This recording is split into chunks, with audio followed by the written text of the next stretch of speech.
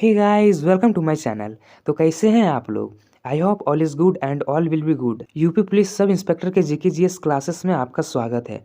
आज की इस वीडियो में मैं आपके लिए लेकर आया हूँ यूपी पुलिस सब इंस्पेक्टर के एग्जाम के लिए कुछ इंपॉर्टेंट जीके जीएस के क्वेश्चंस जो आपके एग्जाम में पूछे जा सकते हैं, इसलिए एक भी क्वेश्चन मिस नहीं कीजिएगा, वीडियो पर एंड तक बने रहिएगा।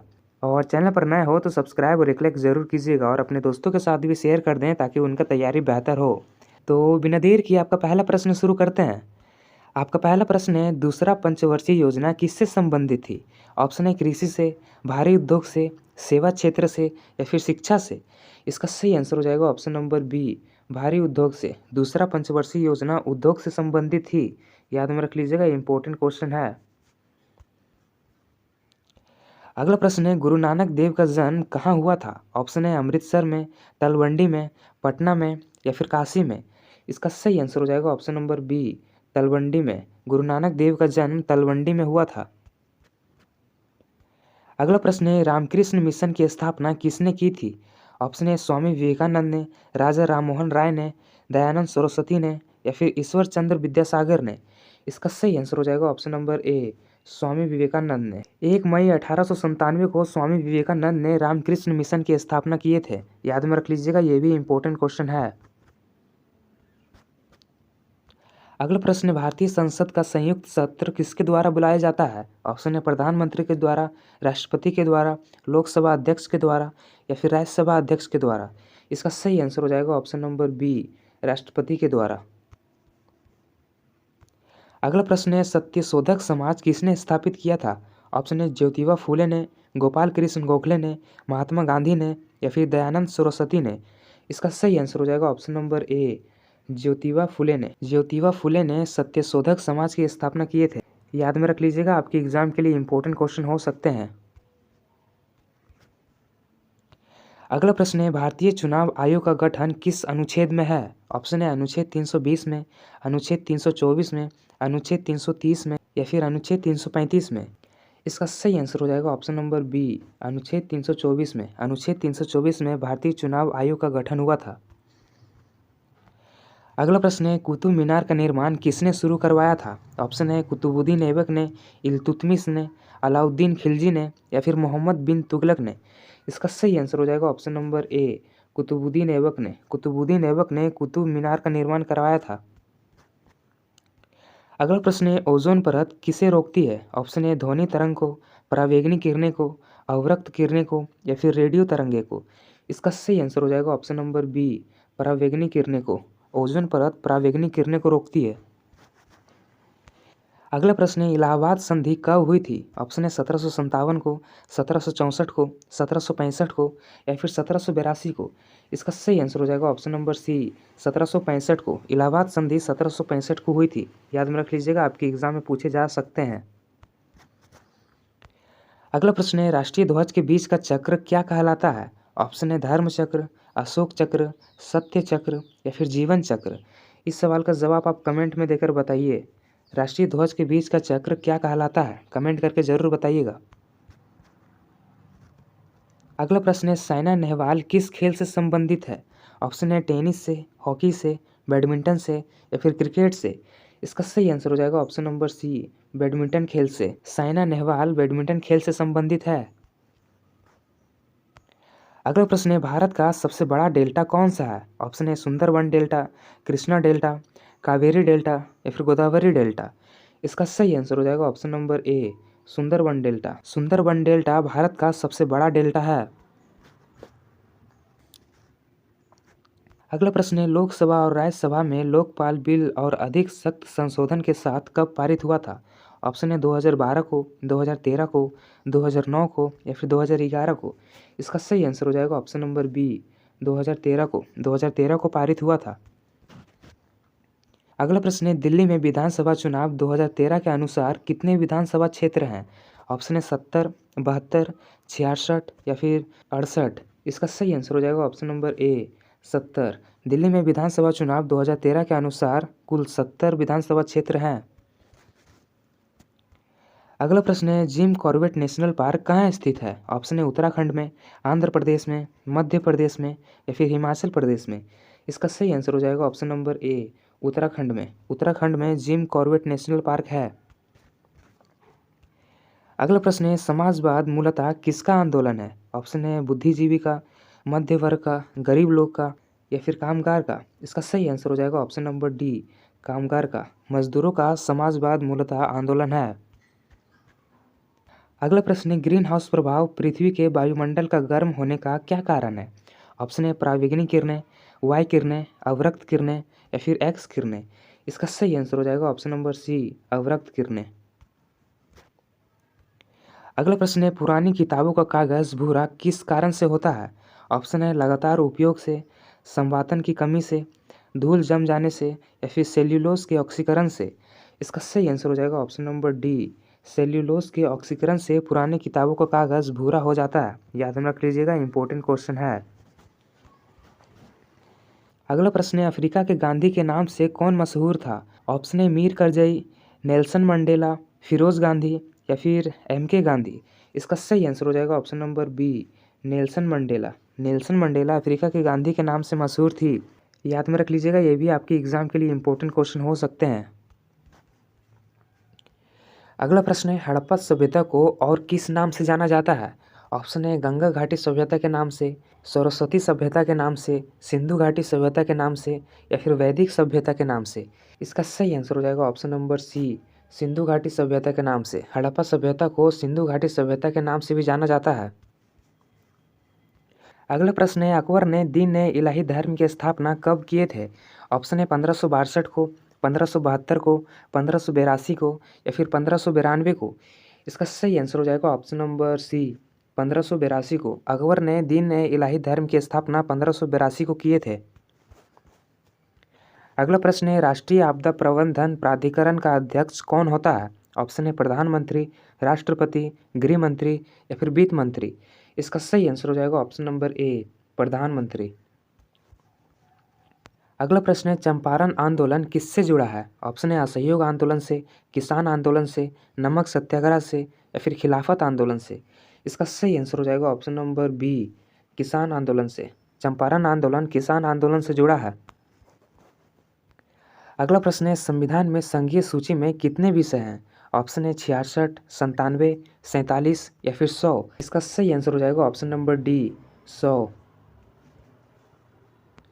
अगला प्रश्न है, भारत में ग्रीन रेवोल्यूशन हरित क्रांति किससे संबंधित है? ऑप्शन है उद्योग से, कृषि से, शिक्षा से या फिर पर्यावरण से। इसका सही आंसर हो जाएगा ऑप्शन नंबर बी, कृषि से। भारत में ग्रीन रेवोल्यूशन कृषि से संबंधित है। अगला प्रश्न है, पृथ्वीराज चौहान की राजधानी कहाँ थी? ऑप्शन है कन्नौज, अजमेर, दिल्ली या फिर ग्वालियर। इसका सही आंसर हो जाएगा option number B, Ajmer. Prithviraj Chauhan की राजधानी अजमेर है। अगला प्रश्न है, किस संविधान संशोधन द्वारा पंचायत राज को संवैधानिक दर्जा मिला है? ऑप्शन है 42वां संशोधन द्वारा, 44वां संशोधन द्वारा, 73वां संशोधन द्वारा या फिर 74वां संशोधन द्वारा। इसका सही आंसर हो जाएगा ऑप्शन नंबर सी, 73वां संशोधन द्वारा। 73वां संविधान संशोधन द्वारा पंचायत राज को संवैधानिक दर्जा मिला है। याद में रख लीजिएगा, इंपॉर्टेंट क्वेश्चन है। अगला प्रश्न है, मधुमेह रोग शरीर के किस अंग से संबंधित है? ऑप्शन है हृदय से, गुर्दा से, अग्नाशय से या फिर यकृत से। इसका सही आंसर हो जाएगा ऑप्शन नंबर सी, अग्नाशय से। मधुमेह रोग शरीर के अग्नाशय अंग से संबंधित है। अगला प्रश्न है, राष्ट्रपति पद के लिए न्यूनतम आयु कितनी होनी चाहिए? ऑप्शन है 30 वर्ष, 35 वर्ष, 40 वर्ष या फिर 25 वर्ष। इसका सही आंसर हो जाएगा ऑप्शन नंबर बी, 35 वर्ष। राष्ट्रपति पद के लिए न्यूनतम आयु 35 वर्ष होनी चाहिए। अगला प्रश्न है, भारत में प्रथम वित्त आयोग कब गठित हुआ था? ऑप्शन है 1950 को, 1951 को, 1952 को या फिर 1953 को। इसका सही आंसर हो जाएगा ऑप्शन नंबर बी, 1951 को। भारत में प्रथम वित्त आयोग 1951 को गठित हुआ था। याद में रख लीजिएगा, ये भी इंपॉर्टेंट क्वेश्चन है। अगला प्रश्न है, भारतीय गणराज्य का प्रमुख कौन होता है? ऑप्शन है प्रधानमंत्री, राष्ट्रपति, लोकसभा अध्यक्ष या फिर सुप्रीम कोर्ट का मुख्य न्यायाधीश। इसका सही आंसर हो जाएगा ऑप्शन नंबर बी, राष्ट्रपति। भारतीय गणराज्य का प्रमुख राष्ट्रपति होता है। अगला प्रश्न है, आपातकाल के समय लोकसभा की अवधि कितने वर्षों तक बढ़ाई जा सकती है? ऑप्शन है 1 वर्षों तक, 2 वर्षों तक, 6 माह तक या फिर 5 वर्षों तक। इसका सही आंसर हो जाएगा ऑप्शन नंबर ए, 1 वर्षों तक। अगला प्रश्न है, संविधान में नागरिकों के मौलिक कर्तव्य जोड़ने वाला संशोधन है। ऑप्शन है 40वां संशोधन, 42वां संशोधन, 44वां संशोधन या फिर 46वां संशोधन। इसका सही आंसर हो जाएगा ऑप्शन नंबर बी, 42वां संशोधन। अगला प्रश्न है, राज्यसभा के स्थायी होने का क्या अर्थ है। इसका सही आंसर हो जाएगा ऑप्शन नंबर ए, इसे कभी भंग नहीं किया जा सकता। अगला प्रश्न है, लोकपाल और लोकायुक्त किससे संबंधित है। इसका सही आंसर हो जाएगा ऑप्शन नंबर ए, भ्रष्टाचार निरोध से। अगला प्रश्न है, भारत में प्रथम लोकपाल कौन बने। इसका सही आंसर हो जाएगा ऑप्शन नंबर ए, पिनाकी चंद्र घोष। पिनाकी चंद्र घोष भारत के प्रथम लोकपाल बने हैं। याद में रख लीजिएगा, आपके एग्जाम के लिए इंपॉर्टेंट क्वेश्चन हो सकते हैं। अगला प्रश्न है, गुप्त वंश का स्वर्णकाल किस शासक के समय था। ऑप्शन है चंद्रगुप्त प्रथम के शासक के समय, समुद्रगुप्त के समय, चंद्रगुप्त द्वितीय के शासक के समय या फिर स्कंदगुप्त के शासक के समय।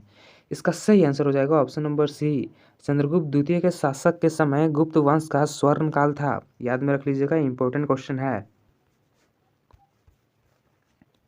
अगला प्रश्न है, अलीगढ़ आंदोलन किसने शुरू किया था। ऑप्शन है राजा राममोहन राय ने, सर सैयद अहमद खान ने, ईश्वर चंद विद्यासागर ने या फिर महात्मा गांधी ने। इसका सही आंसर हो जाएगा option number B, sir Syed Ahmed Khan ने। सर सैयद अहमद खान ने अलीगढ़ आंदोलन शुरू किया था। अगला प्रश्न है, स्वतंत्रता सेनानी बटुकेश्वर दत्त किस घटना से जुड़े थे। ऑप्शन है जलियांवाला बाग हत्याकांड से, चंद्रशेखर आजाद से, असेंबली बम कांड से या फिर नमक सत्याग्रह से। इसका सही आंसर हो जाएगा ऑप्शन नंबर सी, असेंबली बम कांड से। स्वतंत्रता सेनानी बटुकेश्वर दत्त असेंबली बम कांड से जुड़े थे। याद में रख लीजिएगा, आपकी एग्जाम के लिए वेरी वेरी इंपॉर्टेंट क्वेश्चन है। अगला प्रश्न है, शेर शाह सूरी की राजधानी कहाँ थी। ऑप्शन है दिल्ली, आगरा, सासाराम या फिर लाहौर। इसका सही आंसर हो जाएगा option number C, Sasaram. Sher Shah Suri की राजधानी सासाराम थी। अगला प्रश्न है, वेदों का अंत भाग किसे कहा जाता है। इसका सही आंसर हो जाएगा ऑप्शन नंबर सी, उपनिषद को। वेदों का अंत उपनिषद को कहा जाता है। अगला प्रश्न है, बिहार का कौन सा लोक नृत्य महिला प्रधान है। ऑप्शन है झिझिया लोक नृत्य, जट जटिन लोक नृत्य, झुमरी लोक नृत्य या फिर सामा चकेबा। इसका सही आंसर हो जाएगा ऑप्शन नंबर ए, झिझिया लोक नृत्य। झिझिया लोक नृत्य महिला प्रधान लोक नृत्य है। अगला प्रश्न है, सोन नदी गंगा में कहाँ मिलती है। ऑप्शन है पटना में, आरा में, दानापुर में या फिर छपरा में। इसका सही आंसर हो जाएगा ऑप्शन नंबर ए, पटना में। सोन नदी पटना में मिलती है। अगला प्रश्न है, महाबोधि मंदिर किस धर्म से जुड़ा हुआ है। ऑप्शन है हिंदू धर्म से, जैन धर्म से, बौद्ध धर्म से या फिर सिख धर्म से। इसका सही आंसर हो जाएगा ऑप्शन नंबर सी, बौद्ध धर्म से। महाबोधि मंदिर बौद्ध धर्म से जुड़ा हुआ है। अगला प्रश्न है, खेतिहर मजदूर आंदोलन के जनक किसे कहा जाता है। ऑप्शन है स्वामी सहजानंद सरस्वती को, जयप्रकाश नारायण को, राम मनोहर लोहिया को या फिर कर्पूरी ठाकुर को। इसका सही आंसर हो जाएगा ऑप्शन नंबर ए, स्वामी सहजानंद सरस्वती को। खेतिहर मजदूर आंदोलन के जनक स्वामी सहजानंद सरस्वती को माना जाता है। याद में रख लीजिएगा, आपके एग्जाम के लिए वेरी वेरी इंपॉर्टेंट क्वेश्चन है। अगला प्रश्न है, बिहार की सबसे बड़ी झील कौन सी है। ऑप्शन है कवरताल झील, कांबर झील, मानेर झील या फिर कुंबर झील। इसका सही आंसर हो जाएगा ऑप्शन नंबर बी, कांबर झील। कांबर झील बिहार की सबसे बड़ी झील है। अगला प्रश्न है, बिहार का कौन सा जिला लिच्छवी गणराज्य से जुड़ा है। ऑप्शन है वैशाली जिला, गया, पटना या फिर मुजफ्फरपुर जिला। इसका सही आंसर हो जाएगा ऑप्शन नंबर ए, वैशाली जिला। बिहार का वैशाली जिला लिच्छवी गणराज्य से जुड़ा है। अगला प्रश्न है, सुपौल जिला किस नदी के तट पर बसा है। ऑप्शन है गंगा नदी के, कोसी नदी के, गंडक नदी के या फिर सोन नदी के। इसका सही आंसर हो जाएगा ऑप्शन नंबर बी, कोसी नदी के। सुपौल जिला कोसी नदी के तट पर बसा है। अगला प्रश्न है, भारत का पहला राष्ट्रपति डॉक्टर राजेंद्र प्रसाद कहाँ के निवासी थे। ऑप्शन है पटना के, दरभंगा के, सिवान के या फिर नालंदा के। इसका सही आंसर हो जाएगा ऑप्शन नंबर सी, सिवान जिले के। भारत का पहला राष्ट्रपति डॉक्टर राजेंद्र प्रसाद सिवान जिला के निवासी थे। याद में रख लीजिएगा, ये भी इंपॉर्टेंट क्वेश्चन हो सकते हैं आपके एग्जाम के लिए। अगला प्रश्न है, बिहार के किस जिले में गंगा डॉल्फिन अभयारण्य है? ऑप्शन है पटना जिले में, भागलपुर जिले में, मुंगेर जिले में या फिर बक्सर जिले में। इसका सही आंसर हो जाएगा ऑप्शन नंबर बी, भागलपुर जिले में। बिहार के भागलपुर जिले में गंगा डॉल्फिन अभयारण्य है।